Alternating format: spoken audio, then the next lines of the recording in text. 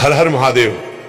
भक्तों, यदि आप विवाहित हैं और इस बार सावन में हरी चूड़ियां पहनने की तैयारी कर रही हैं तो आज की ये वीडियो आपके लिए अत्यंत महत्वपूर्ण है, क्योंकि शास्त्रों में एक ऐसी बात बताई गई है जिसे बहुत कम महिलाएं जानती हैं। अधिकतर महिलाएं बाजार से हरी चूड़ियां तो खरीद लेती हैं, लेकिन उन्हें यह नहीं पता होता कि आखिर इन्हें किस दिन खरीदना सबसे शुभ माना गया है, किस समय पहनना चाहिए और कौन सी ऐसी छोटी सी गलती है जिसके कारण शुभ फल मिलने के बजाय अशुभ परिणाम भी देखने को मिल सकते हैं। यही कारण है कि कई बार पूरी श्रद्धा से पूजा पाठ करने के बाद भी मनचाहा फल प्राप्त नहीं होता। आज की इस वीडियो में हम विस्तार से जानेंगे सावन चूड़ियों का धार्मिक महत्व क्या है, इन्हें खरीदने का शुभ दिन कौन सा है, पहनने का सही समय क्या है, किन दिनों में भूल कर भी इन्हें नहीं खरीदना चाहिए और आखिर क्यों मां पार्वती को अर्पित करके पहनी गई चूड़ियां विशेष रूप से शुभ मानी जाती हैं। अगर आप चाहती हैं कि भोलेनाथ और मां पार्वती की कृपा आपके परिवार पे बनी रहे, पति की आयु, स्वास्थ्य और उन्नति के लिए आपका श्रृंगार वास्तव में मंगलकारी बने, तो इस वीडियो को अंत तक अवश्य देखिएगा। बीच में वीडियो छोड़ने की गलती बिल्कुल मत कीजिएगा, क्योंकि अंत में मैं एक ऐसा छोटा सा उपाय भी बताऊंगा जिसे बहुत कम महिलाएं जानती हैं। अगर आप भगवान भोलेनाथ और मां पार्वती में श्रद्धा रखते हैं तो वीडियो को अभी लाइक कर दीजिए, कमेंट में पूरे विश्वास के साथ लिखिए ओम नमः शिवाय। और यदि हमारे चैनल शिवम टीवी पर पहली बार आए हैं तो चैनल शिवम टीवी को सब्सक्राइब करके बेल आइकन अवश्य दबा दीजिए, ताकि सावन व्रत, पूजा और सनातन धर्म से जुड़ी ऐसी महत्वपूर्ण जानकारियां सबसे पहले आपको मिलती रहें। चलिए बिना समय गंवाए शुरू करते हैं। मेरी प्यारी बहनों, आज मैं आप सबसे एक छोटी सी बात पूछना चाहता हूं। जब सावन का महीना आने वाला होता है तो क्या आपके मन में भी एक अलग ही आनंद नहीं जागता? क्या ऐसा नहीं लगता कि अब फिर से भगवान भोलेनाथ के मंदिरों में घंटियों की ध्वनि गूंजेगी, शिवलिंग पर जल चढ़ेगा, घर घर में ओम नमः शिवाय का जाप होगा और हर सुहागिन अपने पति के सुख, सौभाग्य और लंबी आयु की कामना करते हुए मां पार्वती का आशीर्वाद मांगेगी? यदि आपके मन में भी ऐसा भाव आता है तो समझ लीजिए कि ये केवल एक परंपरा नहीं बल्कि आपकी श्रद्धा की सबसे सुंदर अभिव्यक्ति है। लेकिन बहनों, श्रद्धा जितनी पवित्र होती है उतना ही आवश्यक होता है सही ज्ञान। कई बार हम पूरी निष्ठा से पूजा करते हैं, पूरे मन से व्रत रखते हैं, 16 श्रृंगार भी करते हैं, फिर भी मन में कहीं ना कहीं ये प्रश्न रह जाता है कि आखिर वो शांति, वो कृपा और वो आनंद क्यों महसूस नहीं हो रहा जिसकी हमने कामना की थी। ऐसा क्यों होता है? क्या भगवान हमारी पूजा स्वीकार नहीं करते? नहीं, भगवान तो अपने भक्त का प्रेम देखते हैं। उनके लिए सोना चांदी, बड़े बड़े चढ़ावे या महंगे आभूषण नहीं, बल्कि भक्त का निर्मल मन सबसे बड़ा उपहार होता है। लेकिन हमारे आरसी मुनियों ने एक बात और समझाई है। उन्होंने कहा कि जब श्रद्धा और सही विधि दोनों साथ चलती हैं तब पूजा का पुण्य और भी अधिक फलदायी माना जाता है। यही कारण है कि आज हम एक ऐसी छोटी सी बात पे चर्चा करेंगे जिसे बहुत सी महिलाएं अनदेखा कर देती हैं। वो बात है सावन की हरी चूड़ियां। बहनों, आपको ये सुनकर आश्चर्य होगा कि हर साल हजारों महिलाएं पूरे उत्साह से हरी चूड़ियां खरीदती हैं, लेकिन उनमें से अधिकांश को ये पता ही नहीं होता कि इन्हें खरीदने का शुभ समय क्या माना जाता है, किस दिन पहनना उचित माना जाता है और पहनने से पहले कौन सा छोटा सा धार्मिक कार्य करना चाहिए। आज की पूरी चर्चा इसी विषय पर है, इसलिए मैं आपसे निवेदन करता हूं कि इस वीडियो को बीच में छोड़कर मत जाइए। हो सकता है कि आज आपको ऐसी बात पता चले जो आपने पहले कभी विस्तार से न सुनी हो। यदि आपके हृदय में भोलेनाथ और मां पार्वती के प्रति श्रद्धा है तो वीडियो को भी एक लाइक अवश्य कर दीजिए। कमेंट बॉक्स में पूरे विश्वास के साथ लिखिए ओम नमः शिवाय। और यदि आप सनातन धर्म, व्रत, पूजा, त्योहार और धार्मिक परंपराओं से जुड़ी ऐसी ही उपयोगी जानकारियां नियमित प्राप्त करना चाहते हैं तो हमारे चैनल शिवम टीवी को सब्सक्राइब करके बेल आइकन भी दबा दीजिए, ताकि आने वाली कोई भी महत्वपूर्ण वीडियो आपसे छूट ना जाए। बहनों, क्या आपने कभी इस बात पर ध्यान दिया, जब सावन शुरू होता है तो केवल प्रकृति ही नहीं बदलती, मन भी बदल जाता है। सूखी धरती हरी चादर ओढ़ लेती है, पेड़ों पर नई कोपलें निकल आती हैं, चारों ओर हरियाली फैल जाती है। मानो स्वयं प्रकृति यह संदेश दे रही हो कि जीवन में चाहे कितनी भी कठिनाइयां आई हो, एक नई शुरुआत हमेशा संभव है। यही कारण है कि सावन के महीने में हरे रंग का विशेष महत्व माना गया है।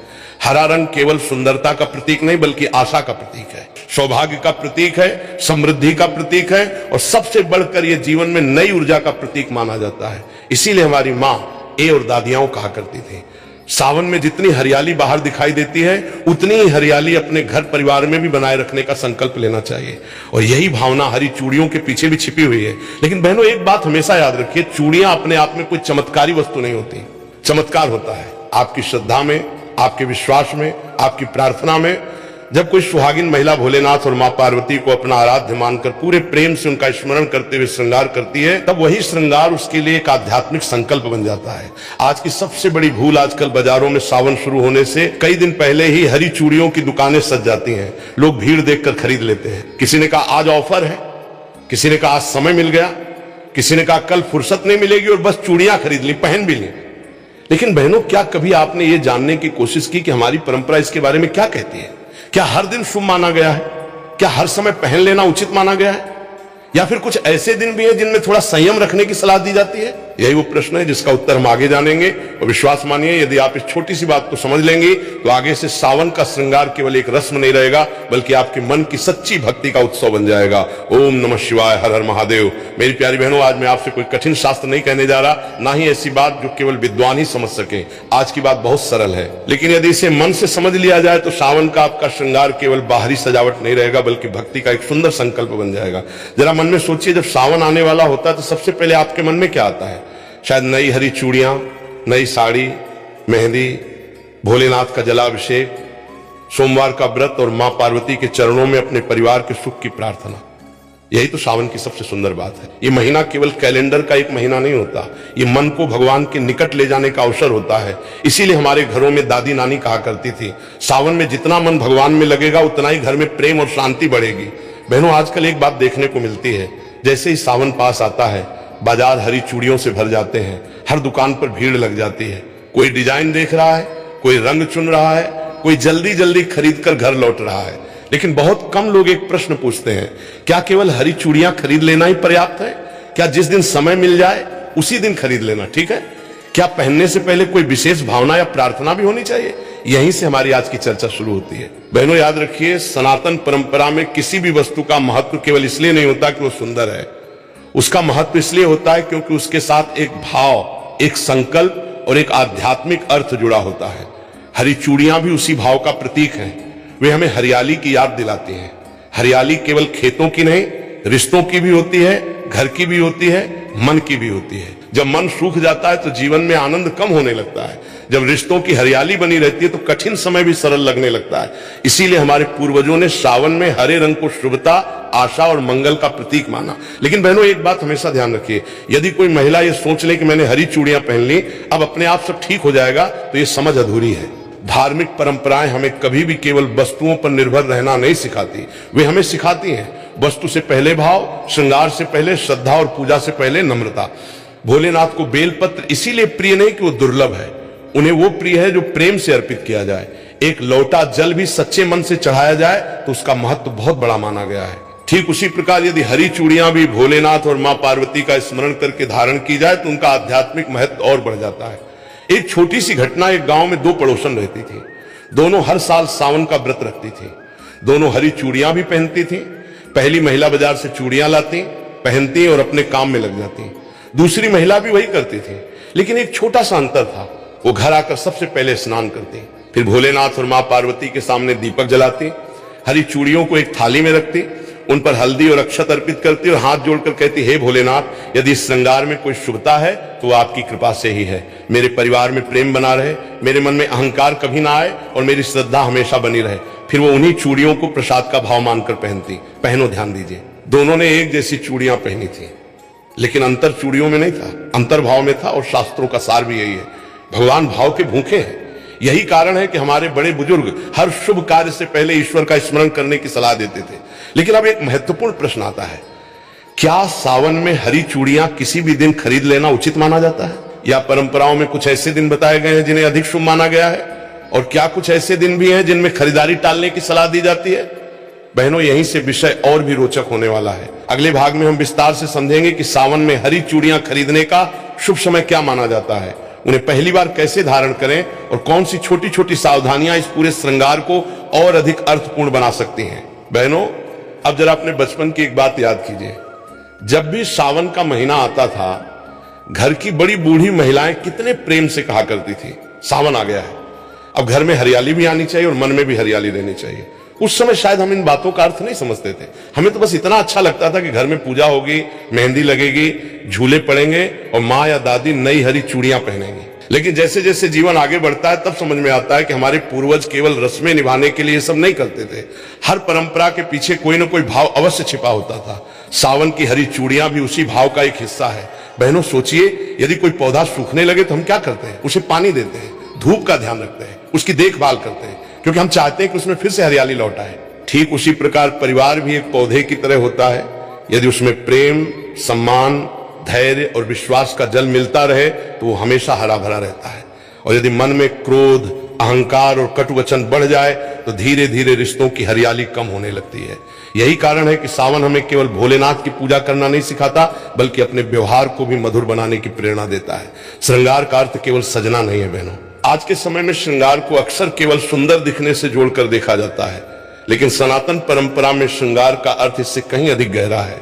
जब कोई सुहागिन अपने माथे पर सिंदूर लगाती है, हाथों में चूड़ियां पहनती है, मांग में कुमकुम सजाती है, तो वो केवल स्वयं को नहीं सजा रही होती, वो अपने जीवन में मंगल, सौभाग्य और शुभ संकल्पों का सम्मान कर रही होती है। इसी कारण हमारे यहाँ कहा गया कि श्रृंगार हमेशा प्रसन्न मन से करना चाहिए। क्रोध में, झगड़े के तुरंत बाद या मन में नकारात्मकता लेकर किया गया कोई भी शुभ कार्य अपने वास्तविक आनंद को खो देता है। इसलिए यदि आप सावन में हरी चूड़ियां धारण करें तो पहले अपने मन को शांत करें, 2 मिनट भोलेनाथ का स्मरण करें, फिर मां पार्वती से प्रार्थना करें, हे मां मुझे ऐसा विवेक दीजिए कि मैं अपने परिवार में प्रेम, धैर्य और सम्मान बनाए रख सकूं। बहनों, विश्वास मानिए, ऐसी प्रार्थना मन को भीतर से बदल देती है। एक प्रश्न जो हर महिला को स्वयं से पूछना चाहिए, मैं आप सबसे एक प्रश्न पूछना चाहता हूं। जब आप हरी चूड़ियां खरीदती हैं तो आपके मन में पहला विचार क्या होता है? क्या ये कि लोग क्या कहेंगे, या ये कि ये रंग मुझ पे कैसा लगेगा, या फिर ये कि मैं भगवान के सामने श्रद्धा से ये श्रृंगार करूंगी?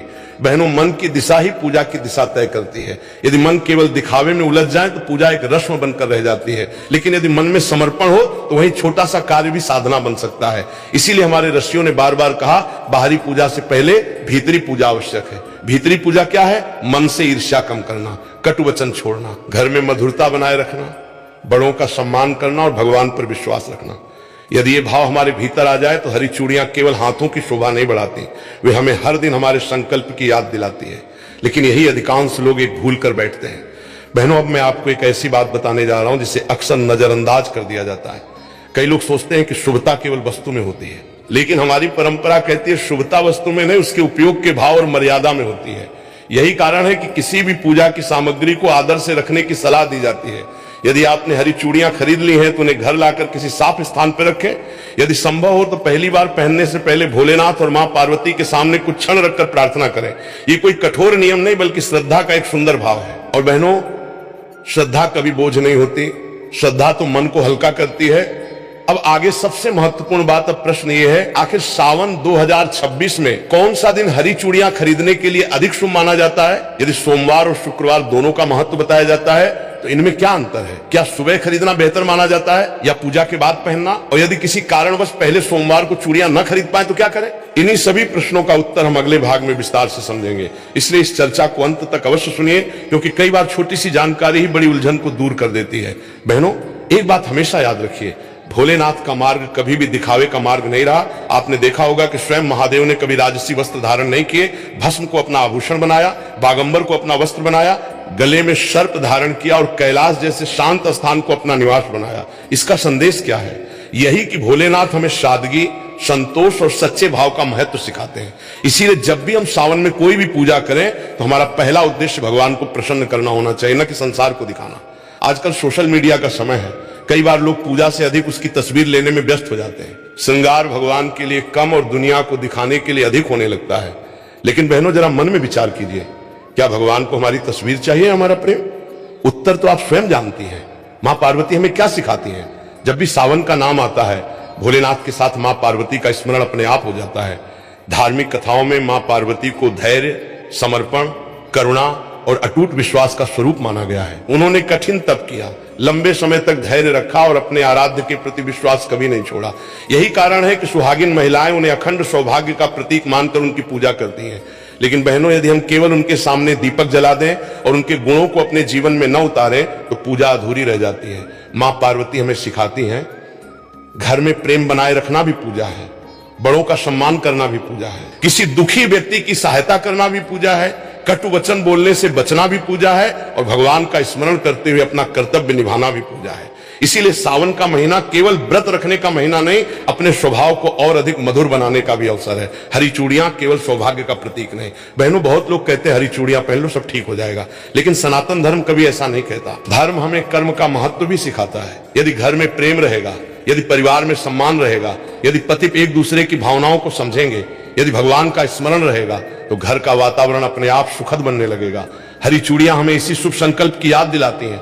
जब भी वे हाथों में खनकती हैं मानो हमें याद दिलाती हैं। अपने शब्द भी इतने ही मधुर रखो जितनी मधुर इन चूड़ियों की ध्वनि है। क्या ही सुंदर संदेश है। एक छोटी सी सीख बहनों, यदि किसी दिन आपका मन बहुत परेशान हो, घर में किसी बात को लेकर तनाव हो या किसी कारण से मन अशांत हो, तो उस दिन भोलेनाथ के सामने 2 मिनट शांत बैठ जाइए। कुछ मांगिए मत, बस इतना कह दीजिए, हे भोलेनाथ मुझे सही निर्णय लेने की बुद्धि दीजिए, मेरे मन को शांत रखिए, मेरे परिवार में प्रेम बनाए रखिए, विश्वास मानिए, हर समस्या तुरंत समाप्त हो जाए। ऐसा वादा कोई नहीं कर सकता, लेकिन मन अवश्य मजबूत होता है, और जब मन मजबूत होता है तो कठिन परिस्थितियों का सामना करना भी आसान हो जाता है। यही तो भक्ति का सबसे बड़ा फल है। अब आती है वो बात जिसका इंतजार हर सुहागिन करती है। बहनों, अब तक हमने हरी चूड़ियों का भाव और महत्व समझा, लेकिन अब सबसे महत्वपूर्ण प्रश्न है, आखिर सावन 2026 में हरी चूड़ियां कब खरीदनी चाहिए? क्या पहले सोमवार, क्या पहला शुक्रवार, क्या कोई विशेष तिथि या सुबह का समय अधिक शुभ माना जाता है, या पूजा के बाद पहनना चाहिए? और यदि किसी कारणवश उस दिन खरीदना संभव न हो तो क्या करें? इन्हीं सभी प्रश्नों का उत्तर हम भाग 2 में विस्तार से जानेंगे। वहीं हम ये भी समझेंगे कि पहली बार हरी चूड़ियां धारण करने से पहले भोलेनाथ और मां पार्वती के सामने किस प्रकार प्रार्थना की जा सकती है, ताकि यह श्रृंगार केवल परंपरा न रहकर एक श्रद्धापूर्ण संकल्प बन जाए। यदि अब तक की चर्चा आपको अच्छी लगी हो तो वीडियो को एक बार लाइक अवश्य करें, कमेंट में हर हर महादेव लिखकर अपनी श्रद्धा व्यक्त करें। और यदि आप चाहते हैं कि सनातन धर्म, व्रत, पूजा और त्योहारों से जुड़ी ऐसी ही सरल और संतुलित जानकारी आपको नियमित मिलती रहे, तो हमारे चैनल शिवहम टीवी को सब्सक्राइब करना ना भूलें। ओम नमः शिवाय।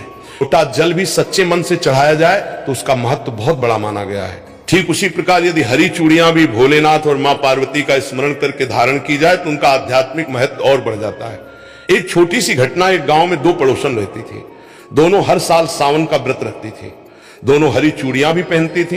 पहली महिला बाजार से चूड़ियां लाती, पहनती और अपने काम में लग जाती। दूसरी महिला भी वही करती थी, लेकिन एक छोटा सा अंतर था, वो घर आकर सबसे पहले स्नान करती, फिर भोलेनाथ और मां पार्वती के सामने दीपक जलाती, हरी चूड़ियों को एक थाली में रखती, उन पर हल्दी और अक्षत अर्पित करती और हाथ जोड़कर कहती, हे भोलेनाथ, यदि इस श्रृंगार में कोई शुभता है तो वो आपकी कृपा से ही है।